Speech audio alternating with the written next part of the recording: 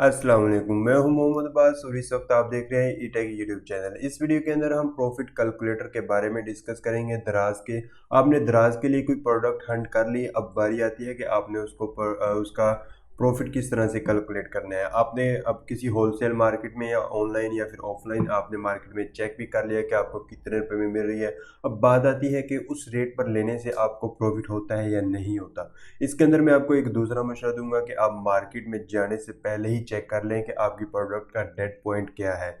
यानी कि अगर दराज के ऊपर 400 रुपये में सेल हो रही है तो आपने उसका कमीशन वगैरह सब कुछ मिला के खर्चे वगैरह के अंदर आपको कितने रुपए मिल रहे होंगे। फॉर एग्जांपल दराज पे 400 रुपये में सेल हो रही है और आपको अगर डिलीवरी चार्जेस वगैरह बाकी खर्चे डालकर रैपिंग के खर्चे और तमाम तरह के कमीशन वगैरह टैक्स वगैरह डालकर अगर आपको वो 300 रुपये में पड़ती है तो आपने मार्केट से वो 220-30 रुपये में बाय करनी है। ये चीज़ आपने पहले ही कैलकुलेट कर ले। बाय करने से तो बेहतर होता है, बाय करने के बाद आप कैलकुलेट करेंगे तो उसका कोई फ़ायदा नहीं होगा। इसके अलावा जब आप पहले ही कैलकुलेट करके मार्केट के अंदर जाएंगे तो जब आपको दुकानदार रेट बताएगा तो आपको अंदाज़ा हो रहा होगा कि आपको इसके अंदर प्रॉफिट होगा या नहीं होगा। आपने उस दुकानदार से चीज़ लेनी है या नहीं लेनी है तो आपको पहले ही आइडिया हो जाएगा। तो चलिए हम लैपटॉप की स्क्रीन पर और देखते हैं कि आपने प्रॉफिट किस तरह से कैलकुलेट करना है। यहाँ पर मैंने ये दराज की कमीशन लिस्ट ओपन की हुई है। हर प्रोडक्ट का कमीशन कम या ज़्यादा होता है, सबका फिक्स कमीशन नहीं है। किसी प्रोडक्ट का कम होता है, किसी का ज़्यादा होता है। आपने किस तरह से कमीशन चेक करना है कि आपकी जो प्रोडक्ट सेल की है उस पर दराज कितना कमीशन लेने वाला है, वही मैं आपको पहले बता देता हूँ। तो उसके लिए मैंने यहाँ पर एक रैंडम प्रोडक्ट ओपन कर ली है। तो इसका हम देख लेंगे कि इस प्रोडक्ट के ऊपर कितना कमीशन लगेगा।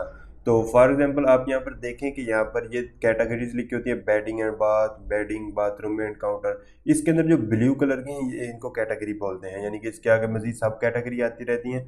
अच्छा, इसकी जो हमारे काम की बात है वो है कि अगर ये 3 ब्लू हों तो हमने इसमें से थर्ड वाला देखना है। कुछ प्रोडक्ट ऐसे होंगे जिसके अंदर ये 4 4 ब्लू होंगे। 4 ब्लू का क्या मतलब होगा कि उसके अंदर भी हमने तीसरे वाले नाम को देखना है, और अगर नाम ही दो मौजूद हो तो फिर हमने उसमें दूसरे वाले को देख लेना है। तो फॉर एग्जांपल हम ये इसके अंदर 3 है तो हम इसको तीसरे वाले को देखेंगे। इसके अंदर बाथरूम काउंटर स्टोरेज, हमने इस नाम को याद रख लेना है। और इसके बाद हमने वापस अपनी कमीशन लिस्ट के अंदर आ जाना है और यहाँ पर आने के बाद हमने कंट्रोल F का बटन दबाना है तो हमारा जो है इस तरह से सर्च आ जाएगा। तो यहाँ पर अभी हमने लिखना है बाथ रूम काउंटर स्टोरेज। अब देखें कि यहाँ पर ये L3 के अंदर, अच्छा मैं इसके टॉप पहले एक दफ़ा दिखा दूँ आपको। यहाँ पर ये 3 कॉलम्स हैं, L1 L2 और L3। अभी क्योंकि हमारे पास सेकंड था तो हम इसको इसलिए L3 के अंदर ही देखेंगे। अगर यही वाला नेम L2 के अंदर भी मौजूद होता तो हमने उसको नहीं देखना था। अच्छा, अभी आपने एक चीज़ नोट कीजिएगा, bedding and bathroom counter storage. इस तरह से यहाँ पर भी bedding and bathroom counter storage, यानी कि एग्जैक्ट यही प्रोडक्ट है जिसके ऊपर कमीशन जो है वो 14% है। अगर हम यहाँ ये प्रोडक्ट चूज़ करता हूँ तो मुझे 14% दराज को कमीशन देना पड़ेगा। इस लिहाज से प्रॉफिट किस तरह से कैलकुलेट करना है वो भी हम डिस्कस करेंगे ही। अच्छा, इसके अलावा अगर इसके अंदर सिर्फ ये दो ही कैटेगरी लिखी होती है, यानी कि इसके अंदर लिखा होता है बेडिंग एंड बाथ और फिर बाथ और इसके बाद डायरेक्ट यही वाला नाम होता, ये थर्ड कैटेगरी ना होती तो फिर हम L2 के अंदर इसको ढूंढते हैं, यानी कि ये बात, फिर इसको हम ये वाला देखते हैं। तो बात के अंदर फिर हमने देखना था कमीशन कितना था, इसकी थर्ड को फिर हमने स्किप कर देना था, यानी कि इसको हमने रीड नहीं करना था। सिर्फ हमने फर्स्ट टू चेक करनी थी कि बेडिंग एंड बात और बात के अंदर ही है या कुछ और है। तो होपफुली आपको कमीशन चेक करने की समझ तो आ गई होगी। तो फॉर एग्जाम्पल अभी हमें पता चल गया कि हमारी प्रोडक्ट पे 14% कमीशन लगेगा। अब इससे हमें प्रॉफिट किस तरह से कैलकुलेट करना है, तो इसके लिए एक टूल मौजूद है जारविस के नाम से, app.jarvis.pk/कैलकुलेटर। इसका लिंक आपको डिस्क्रिप्शन में भी मिल जाएगा।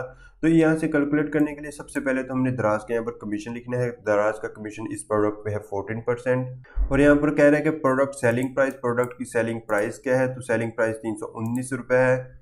याद रखिएगा, हम जिस प्रोडक्ट के साथ कंपटीशन कर रहे होते हैं तो उसी रेट पे हम सेल नहीं करते बल्कि उससे कम रेट पे सेल करते हैं। तो मैं इसको 319 के बजाय भी पूरे 300 रुपये ही कर देता हूँ, ठीक है, क्योंकि हमने उस बंदे के साथ कंपटीशन करना है जिसके ऑलरेडी मार्केट में प्रोडक्ट मौजूद है। तो फिर ही सही आपका प्रॉफिट कैलकुलेट होगा।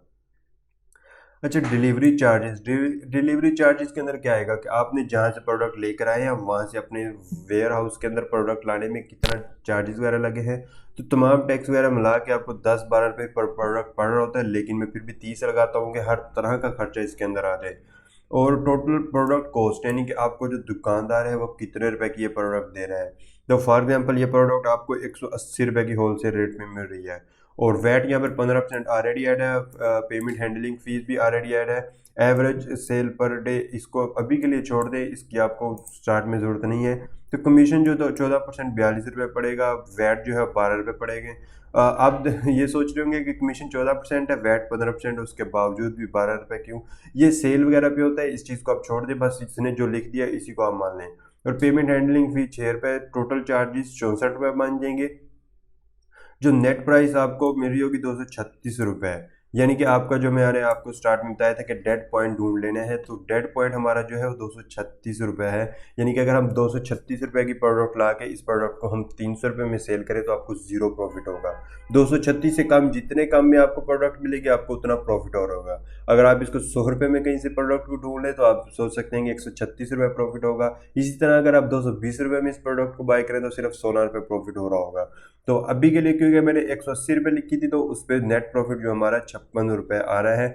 इस पे प्रॉफिट मार्जिन हमें मिल रहा है कि 31% प्रॉफिट मार्जिन एक अच्छा मार्जिन बनता है और रिटर्न ऑन इन्वेस्टमेंट भी 21% से ज़्यादा है। तो यहाँ पर होपफुली आपको हर चीज़ क्लियर होगी प्रॉफिट से लेकर।